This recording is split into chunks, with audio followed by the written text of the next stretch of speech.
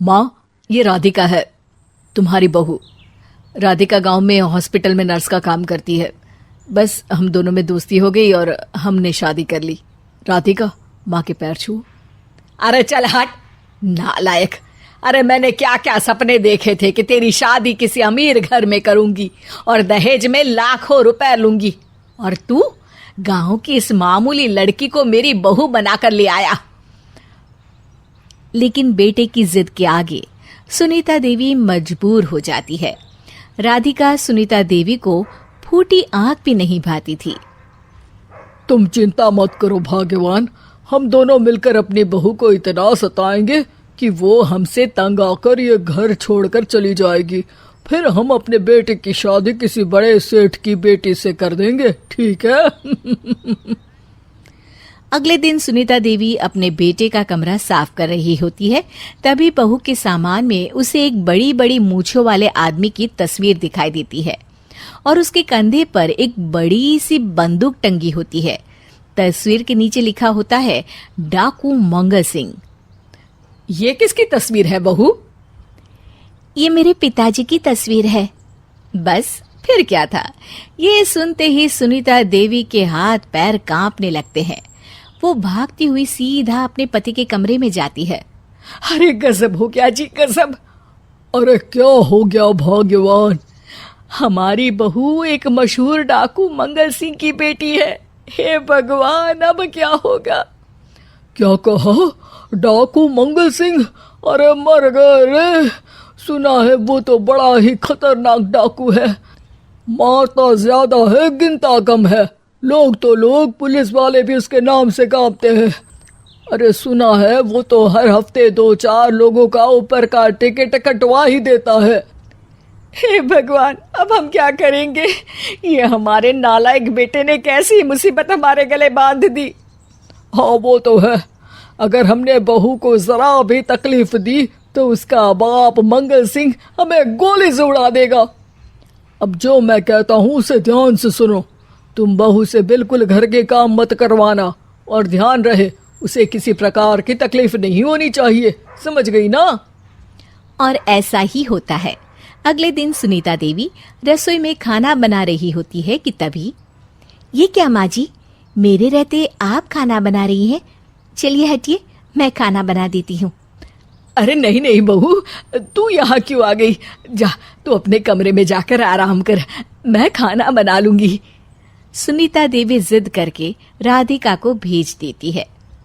फिर एक दिन, अरे फर्श पर कितनी धूल जमी है, माँ जी देखेंगी तो नाराज हो जाएंगी, मैं अभी यहाँ पोछा लगा देती हूँ। राधिका जैसे ही पोछा लगाने लगती है कि तभी उसके ससुर की नजर उस पर पड़ती है। बंसीलाल भागता हुआ वहां आता है। अरे नहीं नहीं बहू, तुम ये क्या गजब कर रही हो? बहू तो बेटी समान होती है और हम ना अपनी बेटियों से काम नहीं करवाते। तुम आराम से बैठकर यूट्यूब पर किड लॉजिक चैनल की सास बहू की कहानियां देखो। वो लोग ना बहुत अच्छी अच्छी कहानियां बनाते हैं। सच? आप देखते हैं? अरे मैं तो रोज देखता हूँ। शहर की बहू तो मेरी फेवरेट कहानी है। हाँ, ये कहकर बंसीलाल पोछा लगाने लगता है। इस तरह राधिका के सास ससुर सारा दिन उसकी खुशामद में लगे रहते हैं और उसे किसी महारानी की तरह रखते थे। कैसा लगा बहू? पिज्जा टेस्टी तो है ना? अच्छा, मीठे में क्या खाओगी बोलो तो? माँ जी, मुझे तो काजू कतली बहुत पसंद है और उसके बाद 1 गिलास लस्सी मिल जाए तो मजा आ जाएगा। ये सुनते ही सुनीता देवी अपने पति को कोहनी मारते हुए कहती है, अरे सुना नहीं, बहू क्या मांग रही है? जल्दी से भागकर बाजार जाइए और सब खरीद कर ले आइए। हाँ हाँ भाग्यवान, अभी जाता हूँ। राधिका की तो 5 उंगलियां घी में थी। वो तो अपने ससुराल में मजे कर रही थी। दूसरी तरफ राधिका की सास उसके लिए कभी नई साड़ी खरीद लाती तो कभी उसके लिए नए गहने बनवा देती। फिर एक दिन डाकू मंगल सिंह अपनी बेटी राधिका से मिलने अपने आदमियों के साथ आता है।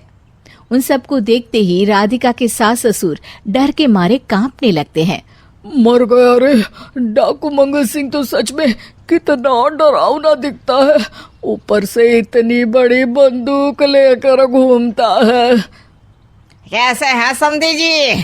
क्या हुआ? आप इतना घबरा क्यों रहे हैं? और आपको इतना पसीना क्यों आ रहा है? आपकी तबीयत तो ठीक है ना? जी अभी तक तो ठीक है, पर लगता है बहुत जल्द खराब होने वाली है। क्या कहा आपने? जी जी कुछ नहीं, बताइए बताइए कैसे आना हुआ। दरअसल आज आपके शहर में हमारी नाटंकी मंडली का प्रोग्राम है, तो इसी बहाने सोचा बेटी का ससुराल भी देखता चलूं। ये सुनते ही राधिका के सास ससुर हैरान हो जाते हैं। क्या कहा? आप नौटंकी में काम करते हैं? हाँ माँ जी, पिताजी डाकू की एक्टिंग बहुत अच्छी करते हैं, उन्हें तो कई अवार्ड भी मिल चुके हैं। और ये बंदूक, ये तो असली लगती है। तभी राधिका के पिताजी अपनी नकली मूंछ निकालते हुए कहते हैं, इस मूंछ की तरह यह बंदूक भी नकली है। ये तो छर्रे वाली बंदूक है, इससे तो मैंने आज तक चिड़िया भी नहीं मारी।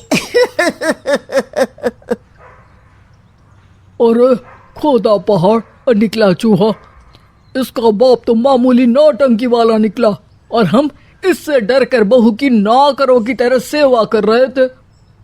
आपने सही कहा जी, इसके पीछे मेरे कितने पैसे खर्च हो गए, और काम कर करके मेरी तो कमर टूट गई सो अलग। अरे बहू, तूने अपने पिताजी के बारे में हमें पहले क्यों नहीं बताया? राधिका मुस्कुराते हुए कहती है, आपने तो कभी पूछा ही नहीं ना माँ जी।